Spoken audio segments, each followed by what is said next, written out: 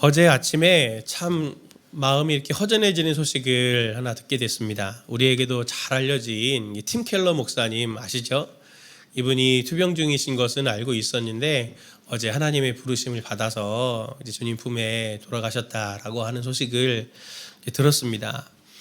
그의 아들인 마이클 켈러가 팀 켈러 목사님의 유언을 페이스북을 통해서 이렇게 전했는데 번역을 하면 이런 내용입니다. 하나님께서 제가 살 수 있는 시간을 허락해 주셔서 감사합니다.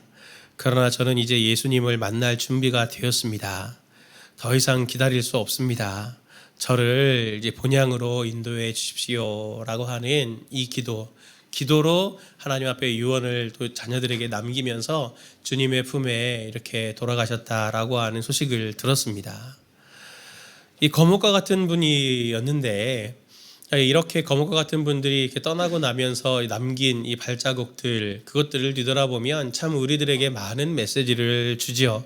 또 부고 소식과 또 그의 유언을 또 들으면서도 저도 여러 가지 감정들이, 생각들이 오고 가는 거를 느꼈습니다.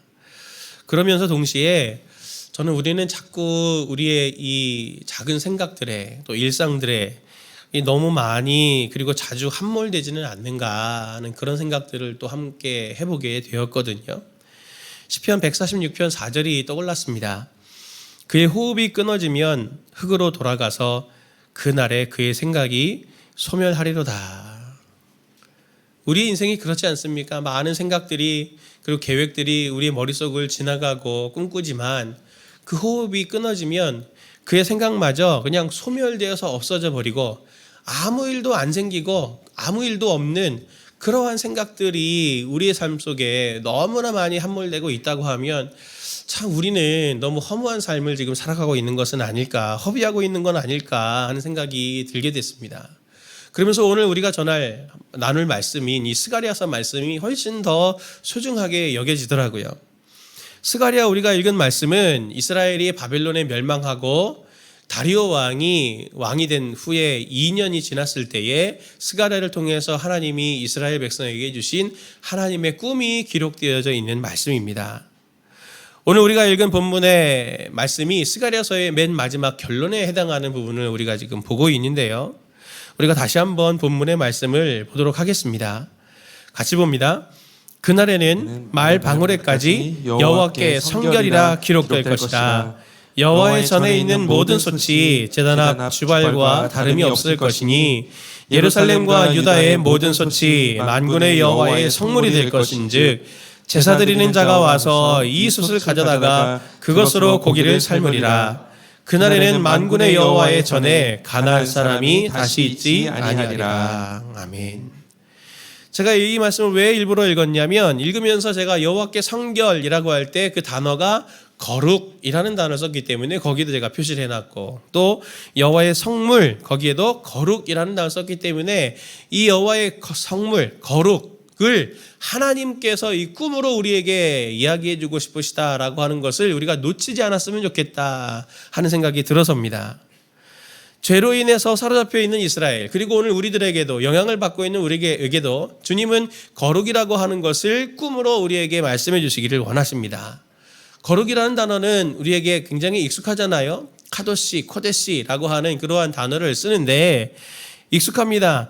거룩한 백성, 거룩한 나라, 그리고 하나님께 거룩할 때 거룩 굉장히 잘 쓰는 말인데 막상 그 의미를 물으면 잘 우리가 그 의미를 선명하게 모르시더라고요. 오늘 이 거룩을 좀 저희가 바로 알아감으로써 주님께서 우리에게 주시는 꿈, 이 선명한 비전을 우리의 마음과 삶에 잘 새기는 시간이 오늘 되었으면 좋겠습니다. 하나님의 꿈인 거룩을 바로 알기 첫 번째로 하나님은 우리를 거룩한 존재로 선포하셨습니다. 거룩한 존재로.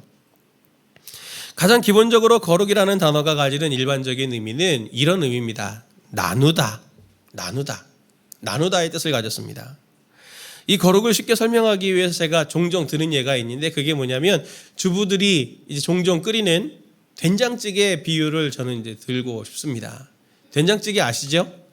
저는 된장찌개를 한 번도 끓여보진 않았지만 잘 먹기는 했습니다. 근데 어느 곳에 가서나 된장찌개를 끓여서 먹다 보면은 꼭 들어가는 재료가 있는데 거기에는 항상 두부가 들어가더라고요. 두부가 된장찌개를 끓이기 위해서 두부 한 모를 준비하지 않습니까? 그러면 두부를 어떻게 하나요? 한 모는 많으니 그거를 나누죠. 딱 잘라서. 그렇게 나눌 때 이게 거룩의 의미입니다. 전에는 하나였는데 딱 나눠서 둘이 되는 거죠. 둘은 다시 하나가 될 수 없습니다. 그런데 그냥 나눈다라고 하는 게 거룩의 완전한 의미가 아니라 이 하나였던 두부를 나눌 때는 목적이 있어서잖아요. 된장찌개에 이 두부를 넣기 위해서 나는 둘 중에 하나를 선택할 거 아닙니까?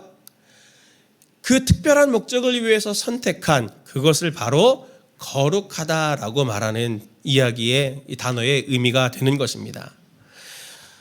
여러 가지가 있는 것들 중에서 나누어서 골라서 취하는 행동, 그게 바로 거룩이 뜻하는 바입니다. 이 의미를 생각해 보면 거룩이라는 의미는 많은 것들 중에서 어떤 그 목적을 위해서 따로 떼어서 하나님의 특별한 목적을 위해서 선택한 것을 거룩하다라고 오늘 성경이 말하는 것입니다. 십계명을 보면은 안식일을 어떻게 지키라고 하나요? 출애굽기 20장 8절 십계명에 거기에 안식일에 대한 규례가 나오죠. 같이 한번 읽어볼까요? 시작. 안식일을 기억하여 거룩히 지켜라. 예, 안식일을 거룩히 지킨다는 게 어떻게 지킨다는 겁니까? 일주일이라는 시간이 있지만 그 중에 하루를 기억해서 따로 떼서 이것을 하나님께 드린다, 하나님을 위해서 쓴다라고 하는 것으로 의미해서 거룩히 지키는 게 되는 겁니다. 예배를 또 어떻게 드리라고 하나요? 거룩히 예배를 드려야 된다고 우리는 많이 배웠죠. 거룩히 예배 드리는 거 어떻게 드리는 겁니까? 경거망동하지 않고 거룩하게 그렇게 드리는 걸 우리가 거룩이라고 생각을 하지만 그 뭔가 베이스의 톤이고 조용하고 잔잔한 그리고 무거운 뭐 이런 걸 거룩이라고 생각을 하지만 그게 아니고 이 거룩한 예배는 이 예배를 따로 시간들 중에서 따로 떼서 하나님께 온전히 그 시간을 드리겠다라고 집중하겠다라고 하는 그것이 바로 거룩하게 하나님께 예배를 드린다는 이야기입니다. 제가 누구랑 이렇게 약속을 하면 시간을 놓치지 않으려고 하거든요. 그 약속 시간을 딱 지키려고. 그러다 보니 좀 어디 좀 거리 있는 데를 간다, 멀리 있는 데서 장소를 잡는다 그러면 저는 보통 한 30분 전에는 가서 거기에 있습니다. 기다렸다가 거기에서 그 사람들을 이렇게 만나죠. 누구 한 사람에 대해서도 한 사람과의 약속이지만 예의를 지켜서 그 사람과 실수하지 않으려고 우리가 그렇게 합니다. 우리가 하나님께 거룩히 예배를 드린다라고 할 때 우리 성도님들이 하나님 앞에 그 시간을 따로 떼서 드린다고 할 때 어떻게 성도님들은 드리고 계신가요? 우리 몇몇 성도님들이 저한테 이렇게 목사님 꼭 한번 같이 말씀을 해주십시오. 성도님들께 해주시면서 좋은 제안들을 많이 주셨는데 제가 그분들의 이 제안들이 너무 감사했어요. 그게 중에 하나가 뭐냐면 성도님들이 우리가 예배 드릴 때 10분부터 찬양하는데 꼭 찬양할 때부터 같이 예배 드리실 수 있게 해주셨으면 좋겠습니다. 예, 왜 15분 전부터 와서 해야 되나요? 예, 찬양이 15분부터 시작하니까 14분은 안 되나요? 왜 그렇게 하냐면 우리가 하나님 앞에 이 예배 시간을 잘라서 하나님 앞에 감사로 또 한 주일간은 저희들이 뒤돌아보면서 우리가 하나님 앞에 좀 부족했던 것들, 하나님께서 성장을 원하시는 부분들은 또 뭘까라고 하는 것들을 생각해서 그 시간 앞에 하나님 앞에 온전히 드리려고 하면 딱 맞춰가지고 저희가 이렇게 와서 막 헐레벌떡 와서 하면 마음이 조급하잖아요. 그래서 사실 찬양을 조금 일찍 시작을 하는 거거든요. 우리 성도님들이 그 정신을 좀 기억해 주셔서 집이 여기 딱 올 때 3분밖에 안 걸리니까 목사님 전 늦지 않습니다. 예배 거룩히 드릴 수 있어요. 그러면 좋은데 집에서 충분히 기도하시고 충분히 집에서 또 이렇게 묵상하시고 오시면 더 좋은데 또 그게 또 쉽지 않은 상황이시니까 좀 예배 자리는 좀 일찍 오셔서 그렇게 그 예배가 정말 거룩하게 하나님 앞에 올려드리는 시간이 될 수 있도록 성도님을 해주셨으면 좋겠습니다. 그런 차원에서 제가 성도님들께 한 가지 질문을 드리면 성도님들은 거룩하십니까? 성도님들은 거룩하신가요? 거룩의 의미가 하나님의 특별한 목적을 위해서 많은 것들 중에 택해서 선택해서 그렇게 취했다라고 하는 의미를 생각한다면 성도님들은 거룩한 존재들이죠. 베드로전서 2장 9절 말씀은 이렇게 말합니다. 같이 볼까요? 그러나 너희는 택하신 족속이요 왕같은 제사장들이요 거룩한 나라요 그의 소유가 된 백성이니 이는 너희를 어두운 데서 불러내어 그의 기이한 빛에 들어가게 하신 이의 아름다운 덕을 선포하게 하려 하심이라. 아멘. 오늘 이 말씀도 보니까 우리를 거룩한 나라요 그의 소유가 된 백성이니 라고 말하고 있습니다. 오늘날 많은 사람들이 있지만 하나님께서 그 많은 사람들 중에서 성도님들을 당신의 소유로 삼으시고 하나님의 특별한 목적을 위한 소유로 삼으셔서 오늘도 그렇게 쓰시기 위해서 부르신 사람들이다 라고 말해서 성도님들을 거룩한 사람들, 거룩한 백성이라고 오늘 이야기하고 있습니다. 바로 누가요? 내가 말입니다. 내가 말입니다. 아이들끼리 티격태격하는 소리가 이제 들립니다. 근데 한 아이가 갑자기 이런 얘기를 하는 게 귀에 쏙 들어왔어요. 아마 누가 좀 무시했나 보죠? 근데 이 아이가 뭐라 그러냐면 나는 아빠의 정자 2억 마리 중에 하나로 태어난 존재야. 무시하지 마. 딱 그렇게 얘기를 하더라고요. 제가 그 얘기를 듣고 너무 또 이제 제가 추격해서 말씀드렸지만 막 이 생식의 과정을 성교육을 받았다고 또 그걸 너무 자세하게 얘기를 하더라고요. 제가 막 부끄러웠지만 2억 마리 중에 한 마리인 정자로 내가 태어났다. 자부심이 있어. 나를 무시하지 마. 하는 그 얘기를 들으면서 한편으로는 또 마음이 좋기도 했는데 세상은 우리를 어떻게 봅니까? 2억 마리의 정자 중에 하나 엄청난 경쟁을 뚫고 태어나고 살아난 존재다 당신은 이러면서 이렇게 우리의 존재감을 높여주려고 하고 또 늘 확률로 우리의 삶을 해석하려고 의미를 부여하려고 하고 또 어떤 사람들은 사르트르처럼 실존주의 그냥 우리는 우연히 태어나서 우연히 그냥 죽어버리는 왔다가 가는 그런 인생이 우리다라고 그렇게 말하는 사람들이 있지만 던져진 존재라고 말하지만 그것은 거짓입니다. 하나님의 구원의 말씀인 성경이 제일 먼저 이야기하는 게 뭡니까? 창세기 1장 1절이 태초에 하나님이 천지를 창조하시니라 라고 말하고 있잖아요. 창조를 말합니다. 성경이 창조를 말하는 가장 핵심적인 이유 중에 하나는 하나님이 그냥 이런 프로세스로 하나님이 이러한 과학적인 일들로 이런 절차로 이 세계를 지으셨다라고 하는 객관적 사실을 말해주려고 하는 그것보다 훨씬 더 중요한 것이 무엇이냐면 성경이 창조를 가장 말하는 이유가 무엇이냐면 하나님이 이 땅을 지으실 때 계획적으로 지으셨다라고 하는 것을 말해주고 싶은 겁니다. 하나님의 큰 뜻, 고귀한 계획을 가지시고 의도적으로 이 세계를 지으셨다라고 하는 것을 말해주고 싶은 겁니다. 바울은 이에 대해서 이렇게 말합니다. 에베소서 2장 10절 같이 이 말씀도 봅니다. 우리는 그가 만드신 바라 그리스도 예수 안에서 선한 일을 위하여 지으심을 받은 자니 이 일은 하나님이 전에 예비하사 우리로 그 가운데서 행하게 하려 하심이니라. 아멘. 분명히 성경은 말합니다. 우리는 그가 만드셨다. 선한 일을 위하여 지으심을 받았다. 창조가 되었다. 창조하는 이야기는 하나님의 목적을 위해서 우리가 이렇게 지음받았다라고 하는 그 이야기를 위해서입니다. 사단은 그들이 가진 힘으로 계속 우리들을 압박합니다. 기능적인 가치로 모든 것을 판단하는 사회 분위기 속에서 우리를 그렇게 압박하죠. 너는 돈이 없으면 가치가 없어. 살 이유가 없어. 소유가 많지 않으면 너는 무의미해. 너는 똑똑하지 않으면 안 돼. 늙거나 병들면 죽는 게 나아. 그렇게 우리에게 세상은 계속 이야기하죠. 그건 속이는 겁니다. 제가 예산에 있는 수덕사를 한번 가봤거든요. 성도님들도 한번 꼭 가보십시오. 목사가 왜 절을 가보라 그러나. 수덕사가 문화적 가치가 있습니다. 어떤 문화적 가치가 있냐면 수덕사 그 대웅전이 고려시대 때 지은 남아있는 유일한 건물이에요. 그래서 역사적으로 가치가 있습니다. 그리고 그 옆에 가시면 해미읍성도 있어서 같이 그 위신순 장군의 또 그것도 같이 남겨져 있어요. 같이 이렇게 보고 오시면 좋은데 수덕사를 가시면은 거기 딱 들어가시면 마당에 탑이 2개가 딱 있습니다. 이렇게. 그래서 제가 그때 갔을 때 탑돌이 하시는 분들이 있더라고요. 탑돌이. 예, 탑을 이렇게 쭉 돌면서 치성을 드린다고 하죠. 돌면서 이렇게 탑을 향해서 절도 하고 그렇게 하더라고요. 제가 그거를 한참 이렇게 봤습니다. 한참 이렇게 보면서 참 저한테는 생소한 광경이니까 저분들은 어떤 마음으로 저기서 이렇게 시성을 드리고 있을까, 저거는 뭘까, 여러 생각들을 하게 됐는데, 그냥 돌이잖아요. 이 탑은 돌이잖아요. 그 생명력 없고 그 말도 못 듣는 저 돌에게 저렇게 치성을 드리는 저건 뭘까라고 하는 것들을 생각하면서 제가 그 생각이 들었습니다. 창세기 1장 27절 말씀이죠.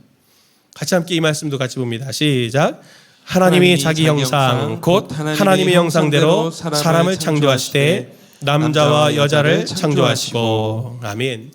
하나님이 자기 형상으로 남자와 여자를 지으셨다. 그렇게 말합니다. 하나님이 형상. 여기서 형상이라는 뜻이 히브리어로는 첼렘이라고 하는 단어를 쓰거든요. 이 단어가 다른 성경 구약 성경에서는 무엇으로 쓰이냐면 우상, 신상이라는 단어로 쓰입니다. 그러니 하나님이 우리를 뭘로 지으신 거예요? 하나님의 신상으로 지으신 겁니다. 신상이 있는 곳을 보면서 그 신상을 보고 그 신이 있다고 생각하고 사람들은 거기다 절하잖아요. 탑을 쌓아놓고 그 탑에서 치성을 드려서 부처에게 자기의 복을 비는 것들을 하고 있지 않습니까? 돌인데도 사람은 무엇입니까? 세상에서 관점에서 보면 하나님이 만드신 하나님의 신상, 우상의 역할을 감당하는 게 우리입니다.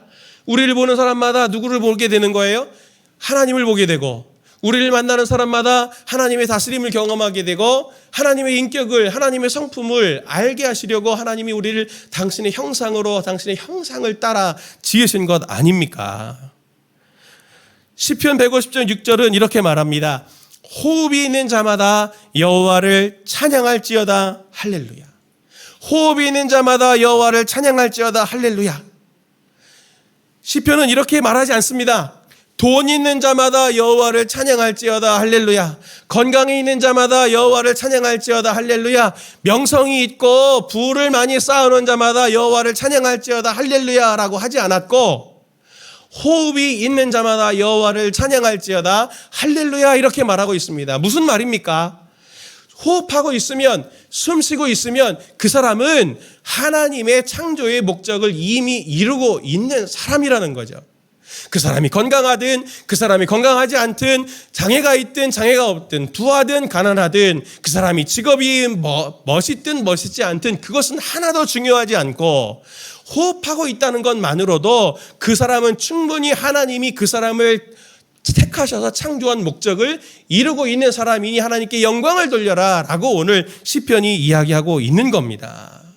우리는 우리 게 아니에요. 내가 나를 판단할 수 없습니다. 살아있는 모든 것들은 나름대로 하나님의 뜻을 갖고 존재하고 있고, 오늘 성도님들이 그 수없이 많은 인생의 역사들 속에서 오늘 이 시대에 바로 오늘 내 삶의 자리에 하나님께서 성도님들을 지으셔서 거기에 두신 것은 우연이 아니고 하나님의 영원한 계획 안에서 성도님들을 그 자리에 창조하셔서 심으신 것입니다. 속지 마십시다. 지금 우리가 내가 스스로 볼 때 하나님 앞에 저는 거룩하지 못합니다. 하나님 앞에 제가 온전하지 못해요. 여전히 정욕이 많고 여전히 죄악된 모습이 있습니다라고 할지라도 절망하지 마십시오. 그것을 가지고 절망하는 건 하나님이 기뻐하시는 뜻이 아닙니다. 우리는 각자 하나님의 영원한 계획에 의해서 택함 받아서 창조되어 오늘 우리가 지금 숨쉬고 있는 자들입니다. 각자에게 하나님께서 주신 뜻이 다 다르죠.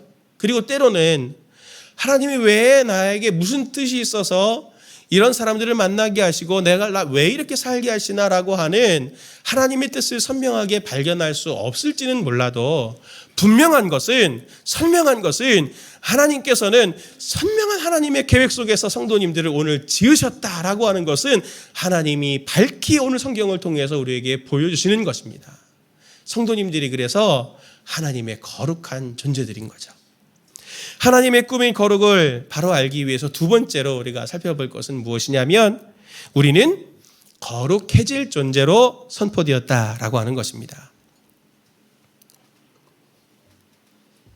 거룩이라는 말의 다른 뜻 중에 하나는 바쳐졌다라는 뜻을 가졌습니다. 우리가 하나님께 제사로 제물을 가지고 가서 하나님께 바칠 때 제물들이 흠도 없고 점도 없고 모든 부분에 균형이 잘 잡힌 건강한 제물들을 하나님 앞에 드리잖아요. 그러니 거룩을 우리 존재와 같이 존재에 이렇게 이야기할 때 나는 거룩하지 못합니다라고 하는 그런 생각들 하시는 이유가 바로 여기에 있는 거죠. 그런데 거룩과 관련된 성경 구절을 세 구절을 같이 보려고 합니다. 성도님들 같이 읽으실 때 한번 이 말씀의 공통점이 뭔지를 한번 찾아보시면 좋겠습니다. 같이 함께 볼 때 에스겔서 20장 12절 말씀부터 같이 봅니다. 또 내가 그들을 거룩하게 하는 여호와인 줄 알게 하려고 내 안식일을 주어 그들과 나 사이에 표징을 삼았노라. 에베소서 5장 26절입니다. 이는 곧 물로 씻어 말씀으로 깨끗하게 하사 거룩하게 하시고. 베드로전서 1장 2절입니다. 곧 하나님 아버지의 미리 하심을 따라 성령이 거룩하게 하심으로 순종함과 예수 그리스도의 피뿌림을 얻기 위하여 택하심을 받은 자들에게 편지하노니 은혜와 평강이 너희에게 더욱 많을지어다. 아멘. 이 말씀들의 공통점이 뭡니까? 거룩하게 하는, 거룩하게 하시고 성령이 거룩하게 하심으로. 찾으셨습니까? 공통점이 있죠. 여러 곳에서 거룩에 대해서 우리에게 말씀하실 때, 특히 인간에게 하나님이 거룩하게 그들을 관련돼서 말씀하실 때 항상 수동적인 형태를 쓴다고 하는 겁니다. 사람이 거룩하게 되는 것은, 우리가 거룩하게 되는 것은 내가 노력하고 애쓰고 몸부림쳐가지고 거룩하게 되는 것이 아니라 하나님께서 우리를 거룩하게 만들어주신다라고 하는 것입니다. 스가랴서 14장 20절 21절 말씀을 우리가 지금 읽었는데, 이 말씀에는 우리가 어디까지 변화될 건지 그림으로 이미지를 보여줍니다. 20절 말씀 보면 이렇습니다. 그날에는 말방울에게까지 여호와께 성결이라 기록될 것이라. 여호와의 전에 있는 모든 솥이 제단 앞 주발과 다름이 없을 것이니 예루살렘과 유다의 모든 솥이 만군의 여호와의 성물이 될 것인즉 제사 드리는 자가 와서 이 솥을 가져다가 그것으로 고기를 삶으리라. 그날 여호와께서 구원하시는 날에 모든 하나님의 백성에 있는 집의 그릇들이 어느 그릇과 같아진다고요? 성전에 있는 하나님께 제사 드리는 기명의 그 그릇들과 똑같이 거룩해진다. 동일하게 거룩해진다. 그러니 집에서 쓰는 그릇들 갖고 와서 하나님 앞에 제사 드려도 돼 할 만큼 성도님들의 모든 부분들을 하나님께서 거룩하게 하신다고 말씀하시네요. 그리고 심지어 그 거룩이라고 하는 것들이 이렇게 얘기합니다. 그날에는 말방울에게까지 여호와께 성결이라 기록될 것이라.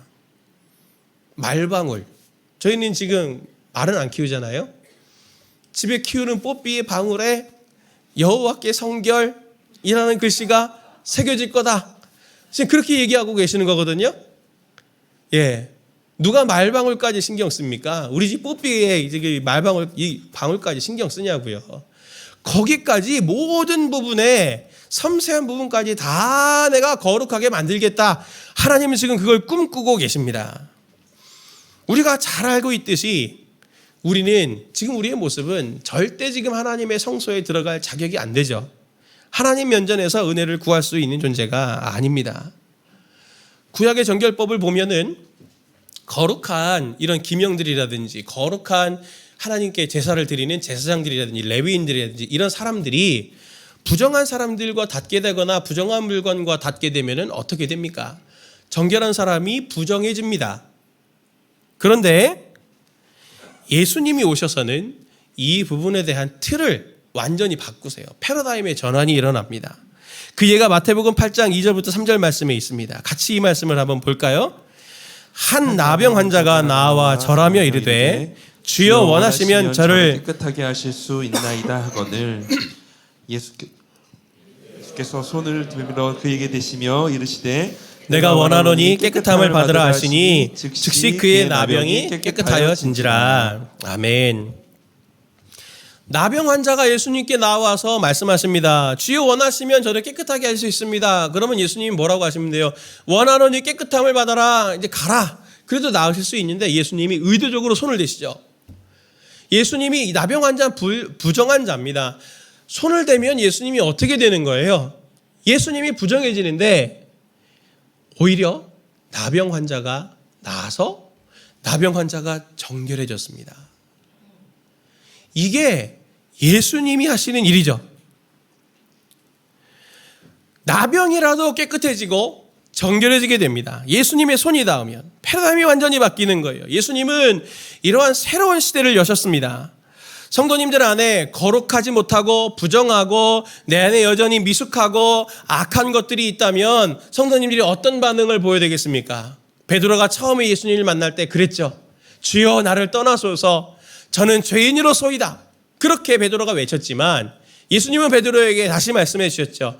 나를 따라오너라. 내가 너를 사람을 낚는 어부가 되게 하겠다. 예수님은 그를 받아들이셔서 사람을 낚는 어부로 변화시키셨습니다. 마찬가지입니다. 우리도 부족하고 거룩하지 못하고 죄성이 있는 부분들이 있다면 주님 앞에 더 나아가서 주님 더 은혜를 주십시오. 주님 긍휼을 입게 해주십시오. 라고 졸라야 됩니다. 성도님들이 새로운 시대가 열린 새로운 시대를 사는 성도님들이 가져야 될 마음은 은혜 채권자 의식을 가지십시오. 맡겨놓은 것 찾으시듯이 주님 은혜를 주십시오. 은혜를 주셔야 제가 거룩한 존재로 하나님의 그 창조의 목적을 이룰 수 있지 않겠습니까?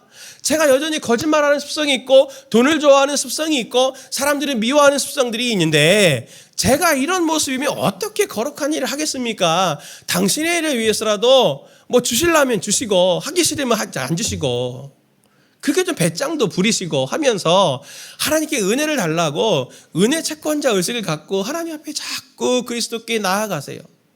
그러면 주님이 반드시 우리 성도님들을 점점 더 거룩하게 해주실 겁니다. 마지막 세 번째로 하나님이 꾸민 거룩에 관련돼서 우리가 바로 알아야 될 세 번째 지점은 우리는 거룩하게 할 존재로 선포되었다라고 하는 겁니다. 오늘 본문의 20절 말씀을 다시 보길 원합니다. 같이 함께 봅니다. 시작. 그날에는 말방울에까지 여호와께 성결이라 기록될 것이라. 여호와의 전에 있는 모든 솥이 제단 앞 주발과 다름이 없을 것이니. 말방울에 그날에는 말방울에 여호와께 성결이라고 하는 글씨가 새겨질 거다라고 지금 이야기합니다. 여호와께 성결이라는 글씨는 원래 어디 있었냐면 대제사장의 관복에 머리에 쓰는 이 두건이 있는데 관이 있는데 거기에 황금패로 만들어 갖고 글자를 여호와께 성결이라고 새겨서 거기에 이렇게 달게 돼 있습니다. 출애굽기 28장 36절 37절이 그것을 이야기해 주는데 제가 읽겠습니다. 너는 또 순금으로 패를 만들어 도장을 새기는 법으로 그 위에 새기되 여호와께 성결이라 하고 그 패를 청색끈으로 관 위에 매되 곧 관 전면에 있게 하라. 이스라엘 백성은 제물을 가지고 하나님 앞에 제사를 드리러 갑니다. 그런데 그때마다 이 대제사장을 만나고 이 대제사장의 이마에 있는 여호와께 성결이라 쓴 황금패를 보게 되죠. 근데 왜 이 패를 그렇게 머리에 두었는지를 38절이 설명을 해줍니다. 출애굽기 28장 38절 말씀을 세 번역으로 같이 함께 우리 보도록 하겠습니다. 이것을 아론의 이마에 달게 하여 이스라엘 자손이 거룩한 예물을 드릴 때에 그 거룩한 봉헌물을 잘못 드려서 지은 죄를 그가 담당하도록 하여라. 그는 그것을 늘 이마에 달고 있어야 한다. 그러면 그가 바치는 예물을 나 주가 기꺼이 받아줄 것이다. 아멘. 이 글씨가 그리고 이 글씨를 머리에 둔 대제사장이 하는 역할이 있죠. 누군가 제물을 갖고 오는데 이 사람이 아마 실수를 했는 모양입니다. 그래서 하나님께 바칠 수 없는 제물을 갖고 올 수도 있잖아요. 다시 돌려보내지 않고 대제사장이 그걸 보면 이 패가 그 대제사장이 이 부정한 이 제물을 정결한 제물로 바꾸어서 하나님께 제사를 드려도 이게 책망이 되지 않을, 죄가 되지 않을 것으로 변화시키는 역할을 이 패가, 이 대제사장이 하는 겁니다. 그러니 여호와께 성결이라는 글씨가 말방울에게까지 뽀삐에 방울에까지 이게 달려있다. 이게 무슨 말입니까 이게? 이 글씨가 하는 역할이 뭡니까? 하나님은 스가랴를 통해서 제사장의 관복에만 있었던 이 글씨가 마지막 날에는 이스라엘의 모든 곳을 넘어서 말방울에까지 여호와께 성결이라 기록될 것이다 라고 말씀하시면서 이스라엘 그 사람들을 통해서 이스라엘 만나는 사람들마다 부정한 사람들이 정결하게 되어지고 죄로 인해 고통받던 사람들이 죄로부터 해방되어지고 그들에게 하나님의 평강이 임하게 되는 하나님의 귀한 통로로 내가 그들을 쓰게 될 거다라고 하는 하나님의 꿈이 바로 여기에 이렇게 담겨 있는 겁니다. 제가 문과잖아요. 목사니까. 문과로서 가장 신기하게 여기는 몇 가지 물품 중에 하나가 뭐냐면 정수기예요. 정수기. 집에도 정수기 다 있으시죠? 정수기는 들어가는 물이 구정물이든지 산에서 나는 물이든지 어느 물이든지 가리지를 않습니다. 정수기를 통과하면 어떤 물이 됩니까? 먹을 물이 되죠. 참 신기하더라고요. 그 어떻게 그렇게 또 빨리 또 이게 변해? 그것도 신기해서 뜯어보면 아무것도 없더라고요. 별로. 뭐 재 몇 개 이렇게 들어있는 거, 모래 같은 거 몇 개 들어, 그거밖에 없는 것 같은데 어떻게 이게 먹을 물이 되나? 참 신기한데 제가 이걸 보면서 하나님이 우리를 지으신 목적이 이거 아니겠나 하는 생각이 들어요. 이게 하나님의 사명이죠. 고린도서 6장 16절 후반절은 이렇게 말합니다. 우리는 살아계신 하나님의 성전이라. 이와 같이 하나님께서 이르시되 내가 그들 가운데 거하며 두루 행하여 나는 그들의 하나님이 되고 그들은 나의 백성이 되리라. 누가 하나님의 성전이라고요? 우리가 하나님의 성전이라고 합니다. 하나님의 성전에 들어가는 것들은, 쓰이는 것들은 부정한 것들이 있으면 정결하게 되어져서 성전 안에 들어갑니다. 손 닿는 모든 것들이 정결하지 않으면 쓰지를 않아요. 부정하게 된 것은 정결하게 하는 절차를 거쳐서라도 물을 통과하든 불을 통과하든 기름을 바르든 어떤 절차를 통해서든지 정결하게 만들어버리는 역할을 성전이 하죠. 하나님이 그렇게 우리를 성전으로 만드셔서 성도님들의 삶의 자리에 곳곳에 심으신 이유가 바로 정수기 같은 역할을 하라고 하시는 것은 아닐까요? 우리를 부패되고 부정한 세상 속에 보내서 하나님이 정수기처럼 우리를 삼으셔서 우리의 삶의 모든 부분에 만나는 모든 사람에 그리고 사회의 곳곳에 들어가 정말 하나님의 거룩이 담기게 하시려는 하나님의 계획을 성도님들 통하여 이루고 싶으신 것은 아니겠습니까? 제가 지난 주 중에 한 순장님과 또 이렇게 깊은 대화를 나누는 시간을 가졌습니다. 근데 그 순장님이 이런저런 얘기를 나누시다가 자기가 순원이었을 때 자기 순장님 이야기를 하시더라고요. 예. 아마 이제 이분이 순장이 되셨으니까 되실 거니까 또 그런 따뜻한 말씀을 아마 이제 하셨을 것 같은데 순장 사역에 대해서 이렇게 얘기를 해주셨다고 하더라고요. 순장 사역은 장독대를 닦는 거와 같다.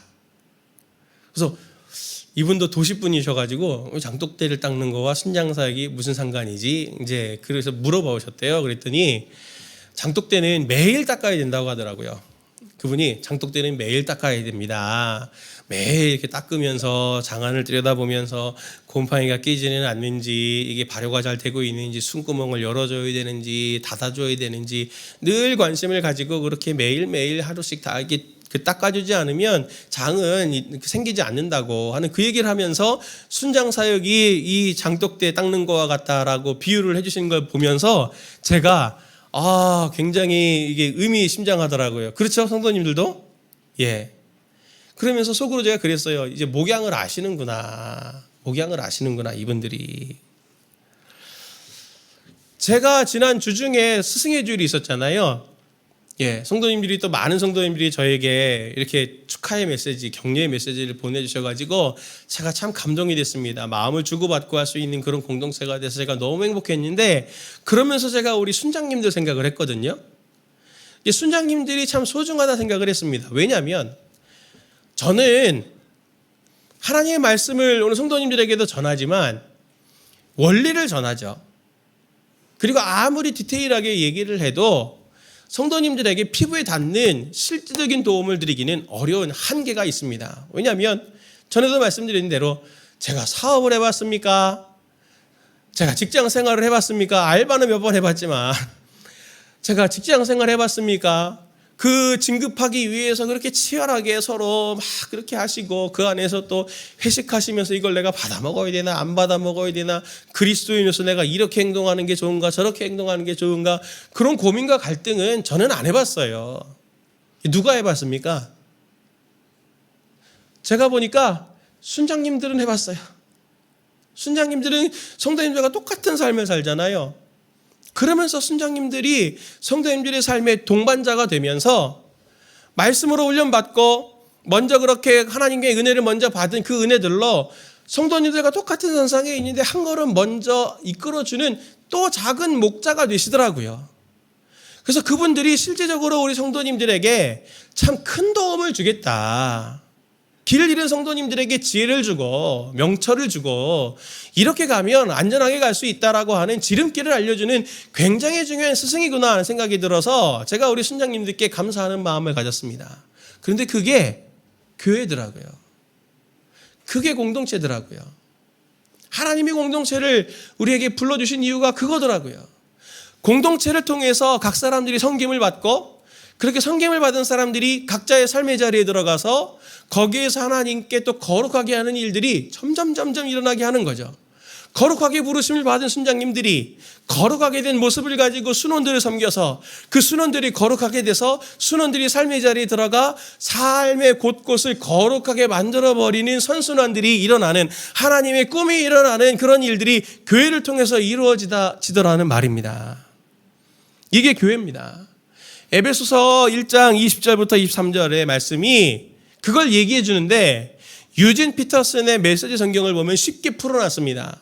이 말씀을 좀 길지만 같이 함께 읽어보도록 합니다. 하나님은 그분을 죽음에서 살리시고 하늘의 보좌에 앉히셔서 은하계로부터 이 땅에 통치에 이르기까지 우주의 모든 것을 다스리게 하셨습니다. 그분의 통치를 받지 않는 이름이나 권세가 하나도 없게 하셨습니다. 잠시만이 아니라 영원토록 그렇게 하셨습니다. 이 모든 일을 담당하고 계신 분, 모든 일의 최종 결정권을 가지고 계신 분은 그리스도이십니다. 이 모든 것의 중심에서 그리스도께서 교회를 다스리고 계십니다. 여러분도 알다시피 교회는 세상의 변두리가 아니라 세상의 중심입니다. 교회는 그리스도의 몸입니다. 그분은 교회 안에서 말씀하시고 활동하시며 교회를 통해 만물을 자신의 임재로 가득 채우십니다. 아멘. 하나님이 교회를 통해서 만물을, 하나님의 임재를 가득 채우시려는 계획을 가지고 있습니다. 그것은 그만큼 이 땅이 부패되고 눈물 흘리는 사람들이 많기 때문이죠. 그래서 그들을 구원할 목적의 전초기지로 교회를 삼으신 겁니다. 저는 우리 교회가 너무 좋은 교회고 행복한 공동체지만 여전히 아쉬움을 하나 가지고 있는 게 있습니다. 그게 뭐냐면 바로 공동체성이 조금 더 강화가 되어야 되지 않나 하는 생각을 합니다. 옆에 있는 분들 한번 보실래요? 옆에 있는 분들 일은 다 아시죠? 예, 아셔야 됩니다. 알아야 되고 제가 이게 아쉬워요. 한번 보십시오. 옆에 있는 분들이 이름도 모르고 성도 모르지만, 네, 나이도 모르고 사는 것도 모르지만 하나님이 은혜를 주신 분들입니다. 이분들에게 주신 은혜들 중에 나는 누리지 못한 은혜들도 있어요. 그분들의 삶을 통해서 하나님의 은혜 주신 것들이 어떤 건지 이야기를 들을 수 있다면 그분들은 또 다른 나의 스승이 되실 겁니다. 혼자 살 때, 아무 일도 없을 때 혼자 사는 것은 아무 일이 안 생깁니다. 괜찮아요. 그러나 내가 위기 상황이 되고 한계 상황이 되면 아무도 나를 도와줄 수가 없죠. 공동체가 우리의 보호자가 되어주고 내가 한계 상황에 있을 때 지혜를 주는 사람이 돼서 나를 이끌어줄 수 있는 하나님의 통로로 쓰임받게 하나님의 선물로 주신 분들이 바로 옆에 있는 분들입니다. 제가 이걸 보면서 마음이 아직도 좀 어려워요. 우리가 태생적으로 일반 성도 파송 운동으로 이렇게 뚝 떨어져서 왔기 때문에 저희가 이 한계를 갖고 있는데, 이걸 극복해 보려고 제가 지금 마음에 기도하며 준비하는 게 바로 그게 전교인 수련회입니다. 8385 8월 3일 8월 5일 8385 우리 교역자가 구호를 만들었어요. 8385. 갑시다. 8385. 가십시다. 삶이라고 하는 것, 관계라고 하는 것은 함께하는 시간이 절대적으로 필요합니다. 일주일에 한 번씩 저희들이 이렇게 만나지만 52주잖아요. 52시간밖에 안 돼요. 그러면서도 사실 한번 옆에 있는 분하고 마음과 삶에 대한 기도 제목 한번 물어보는 시간들 갔나요? 다락방 안에서는 저희들이 점점 그렇게 하고 있지만 대그룹 안에서 하나님이 주신 이 선물들이 이렇게 많은데 왜 그걸 우리가 누리고 있지 못합니까? 정말 2박 3일이라고 하는 시간이 어려우시면 1박 2일도 좋고 반나절도 좋고 하루도 좋으니 와서 컨셉을 저희가 마을 컨셉으로 잡았어요. 가족 공동체인 마을을 가보면 아이고 누구 집 아들이구나 누구 집 손주구나 그러면서 이렇게 머리도 한번 쓰다듬어주고 격려도 해주고 하는 그런 컨셉으로 저희가 이 시간 동안 서로 삶을 한번 같이 해나가면서 서로에 대해서 알아가고 하나님께서 주신 꿈들을 함께 꾸어가는 그런 공동체로 끈끈해지기 위해서 저희가 전교연 수련회를 준비합니다. 수련회 가자는 게 포인트가 아니에요. 꼭 저희들이 해야 될 것은 공동체가 되어서 저희들이 해야 되는 사명은 공동체가 되어야만 하나님께서 맡겨주신 이 열방을 거룩하게 하는 사명을 제대로 잘 감당할 수 있다라고 하는 것을 말씀드리고 싶은 겁니다. 8385 기억하시고 같이 한 2주 후에 신청을 받을 텐데 그때 보시고 같이 참여해 주시면 좋겠습니다. 사랑하는 성도님들, 우리 공동체 성도들이 서로가 서로에게 정수기가 되어지는 공동체면 좋겠습니다. 그리고 하나님의 은혜의 통로가 되면 좋겠습니다. 그것을 여기서 또 훈련해서 가정 안에서 그리고 성도님들의 직장과 친구들과 관계 이런 모든 관계들 속에서 하나님께서 그렇게 성도님들을 통해서 거룩하게 하시는 일들이 점점 많아지시는 분들이 되면 좋겠습니다. 그게 하나님의 뜻입니다. 그게 성도님들을 오늘 우리를 창조하셔서 오늘 여기에 살게 하시는 하나님의 이유이기도 한 것이죠. 더 거룩해지십시오. 더 넓게 거룩해지십시오. 그렇게 될 때 정말 성도님들의 삶은 자부심이 넘치는 삶이요 하나님이 기뻐하시는 삶이 될 줄 복된 삶이 될 줄 믿습니다.